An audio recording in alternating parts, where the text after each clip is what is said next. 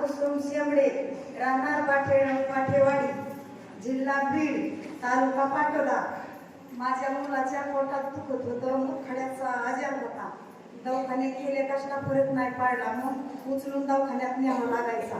मग इथं आणला. माझा मुलगा आता कसला दुखत नाही. पडला काय की खडा ठणठणीत आहे. टाळ्याच्या केंद्रात स्वागत करूया. माझ्याकडे किडनी स्टोनचा प्रॉब्लेम होता. स्टोन म्हणजे मुतखडा होता. सगळे दवाखाने गेले. दवाखान्यात कुठे कुठे दाखवलं? औरंगाबादच्या नगरच्या. माईक वर बोला की. औरंगाबादच्या नगरच्या. काय म्हणत डॉक्टर? डॉक्टर म्हणायचा ऑपरेशन करावं लागलं. मग आता कसं करावं? मग इथं आणलं. बर, इथं चांगलं झालं. किती चांगलं झालं. उचलूनच दवाखान्यात नेलं. उचलून घेतलं का? काकू सांगताय की माझ्या मुलाला स्टोन होता आणि तो स्टोन असल्यामुळं नगर आणि औरंगाबाद या ठिकाणी डॉक्टरांनी सांगितलं होतं की याचं ऑपरेशन केल्याशिवाय पर्याय नाही.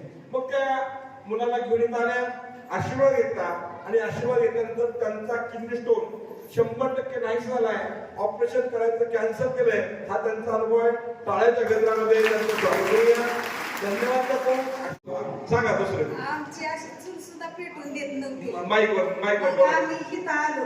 बरं, आलो तर आमच्या वडिलाच्या इकडे राहायचं. मुलं आमच्या तिकडे शिकवले, तिकडेच जगलो. कसं करावं? तर मग आता इथं आल्याच्या नंतर आम्ही विहीर खांदली. तर त्याच्यावर बी माईक जवळ घेतलं. ती पोलीस केस झाली. तळ्यात का खांदी म्हणून आमच्या वारंट सोडलं. बरं, तुला माझ्यावर. हा. तर मग ते बी बाबाच्या कृपेने ठीक झालं.